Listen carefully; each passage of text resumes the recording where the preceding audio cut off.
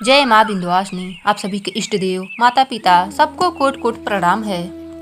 यूँ तो स्नान करना या ना करना मनुष्यों की अपनी मर्जी है, परंतु हिंदू धर्मशास्त्रों में स्नान से जुड़ी कई क्रियाओं का वर्णन किया गया है। जैसे मनुष्यों को कब स्नान करना चाहिए या फिर किस समय स्नान करने से मनुष्य अपना धन वैभव ऐश्वर्य सब कुछ गंवा देता है। साथ ही हिंदू पुराणों में स्नान की कई प्रकार भी बताए गए हैं। हिंदू शास्त्रों में वर्णित स्नान से जुड़ी इन बातों से विज्ञान भी प्रमाणित करता है। पुराणों के अनुसार जो मनुष्य प्रतिदिन शास्त्र में वर्णित क्रियाओं का नियमित रूप से पालन करता है उसे ही दिव्य ज्ञान की प्राप्ति होती है। मनुष्य को ब्रह्म मुहूर्त में उठकर धर्म और अर्थ का चिंतन करना चाहिए। प्रातः काल स्नान करने से मनुष्यों को लौकिक और परलौकिक फलों की प्राप्ति होती है। शौचालय से निवृत्त होकर पवित्र जल से स्नान करना उत्तम बताया गया है। प्रातः काल स्नान करने से पाप कर्म करने वाले मनुष्य भी पवित्र हो जाते हैं, इसलिए नियम पूर्वक प्रातः काल स्नान करना चाहिए। ब्रह्मा जी कहते हैं कि रात्रि में जब मनुष्य शांति पूर्वक आराम से सो रहा होता है तब उसके मुख से निरंतर लार आदि अपवित्र मल निकलते रहते हैं, जिससे मनुष्य का शरीर अपवित्र हो जाता है। इसलिए सुबह उठकर धार्मिक काम करने से पहले स्नान करके ही सब काम करें। इसलिए मनुष्यों को चाहिए कि वह प्रातः काल उठकर नियमित आवश्यक क्रियाओं से निवृत्त होकर सबसे पहले स्नान करे और उसके बाद ही कोई धार्मिक काम करे। गरुड़ पुराण में ब्रह्मा जी कहते हैं, बिना स्नान किए कार्य करने से कोई फल नहीं मिलता।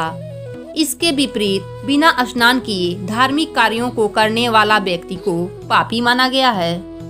साथ ही माघ स्नान करना मनुष्य का धर्म माना गया है।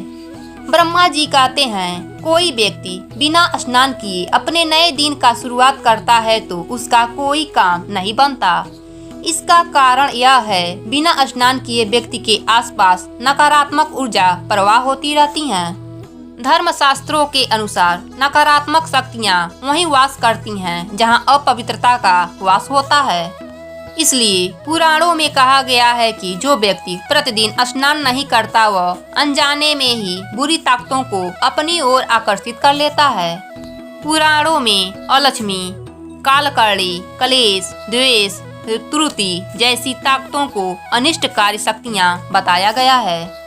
इन शक्तियों में कालकर्णी विघ्न डालने वाली शक्ति हैं, अर्थात जो व्यक्ति रोज स्नान नहीं करता है उसके कार्यों में विघ्न आने की प्रबलता बढ़ जाती है। वहीं अलक्ष्मी का भी जिक्र है। हिंदू धर्म में अलक्ष्मी देवी माता लक्ष्मी की बहन मानी गई हैं, परंतु अलक्ष्मी को निर्धनता की देवी कहा गया है। गरुड़ पुराण के अनुसार प्रतिदिन स्नान न करने वाला व्यक्ति कभी भी धनवान नहीं होता, क्योंकि उसके घर में अलक्ष्मी का वास हो जाता है। स्नान न करने वाले व्यक्ति के हाथ अक्सर ही असफलता ही लगती है और वह यश की प्राप्ति नहीं कर पाता है। इसके अलावा पुराणों में ब्रह्मा जी ने कहा है कि स्नान न करने वाला व्यक्ति अपने निजी जीवन में भी द्वेष से घिरा रहता है। साथ ही यह भी माना जाता है कि स्नान करने से दुस्वप्न और दुविचार से होने वाले पाप भी धुल जाते हैं और मनुष्य अपने दिन की शुरुआत इन पापों से मुक्ति पाकर करता है। स्नान करने का सही तरीका यह है कि सबसे पहले पांव पर पानी डालकर कंधे या फिर सर पर पानी डालना चाहिए। यही कारण है कि पौराणिक समय में मनुष्य नदी या तालाब में स्नान किया करते थे, क्योंकि नदी या तालाब में पहले हमारे पाँव भीगते हैं फिर बाकी शरीर। स्नान की यह विधि पौराणिक है और वैज्ञानिक दोनों लिहाज से ही मान्य है। पुराणों में स्नान करने के 6 तरीकों के बारे में बतलाया गया है। सबसे पहला तरीका है कायिक स्नान। यह तरीका बीमार व्यक्ति प्रयोग करते हैं। सर पर पानी डाले बिना स्नान करें या फिर किसी गीले वस्त्र से अपने आप को स्वच्छ कर लें, यह भी एक प्रकार का स्नान है। स्नान का दूसरा प्रकार वारुण स्नान है। वारुण स्नान जल में डुबकी लगाकर किया जाता है। तीसरा स्नान है दिव्य स्नान। सूर्य उदय होने पर किया गया स्नान दिव्य स्नान कहलाता है। चौथा स्नान वायव्य स्नान है। गाय की खुर की धूल लगाकर शरीर को स्वच्छ करना वायव्य स्नान कहलाता है। यह स्नान बेहद महत्वपूर्ण होने के साथ साथ बेहद पवित्र भी माना गया है। इसे सबसे उत्तम स्नान कहा गया है और पुराण कहती है वायव्य स्नान मोक्ष पाने का जरिया है। पांचवा स्नान अग्नेय स्नान है। यह वह स्नान है जो शरीर पर भस्म लगाकर किया जाता है। छठवां स्नान है मंत्र स्नान। इस स्नान में मंत्रों को पढ़कर अपने ऊपर जल छिड़का जाता है। बता दें कि मंत्र स्नान और भस्म स्नान ज्यादातर पंडित और अघोरी करते हैं। इन सब के अलावा पुराणों में यह भी बतलाया गया है कि स्नान से पहले और उसके बाद मनुष्यों को क्या क्या करना चाहिए।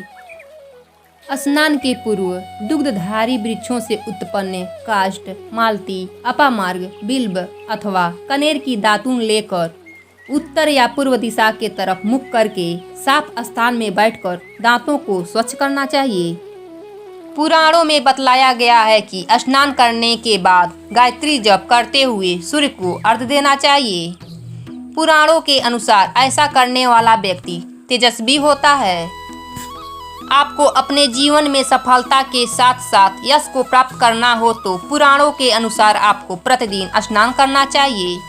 वैसे तो मन की शुद्धता सबसे ज्यादा महत्वपूर्ण है, लेकिन मन को स्वच्छ रखने के साथ साथ इंसान को अपने शरीर को भी स्वच्छ रखना चाहिए, क्योंकि स्वच्छता न केवल मनुष्य का धर्म है बल्कि प्रतिदिन स्नान से इंसान का शरीर रोगों से भी बचा रहता है। मनुष्य को चाहिए कि सुबह उठकर अपनी नियमित कार्यों से निवृत्त होने के बाद सबसे पहले स्नान कर ले, क्योंकि आजकल देखा जाता है कि व्यस्त जीवन शैली के कारण अधिकांश मनुष्य सूर्य उदय के पश्चात ही स्नान करते हैं, जिसे शास्त्र में राक्षस स्नान माना गया है। और धर्मशास्त्रों की माने तो इस कलयुग में मनुष्य के ज्यादा बीमार पड़ने का यह भी कारण है। तो दर्शकों, उम्मीद करती हूँ कि आज का वीडियो पसंद आई होगी। अगर पसंद आई हो तो इसे ज्यादा से ज्यादा शेयर करें और साथ ही ऐसे ही रोचक जानकारियों के लिए हमारे चैनल को अभी सब्सक्राइब कर लें। धन्यवाद।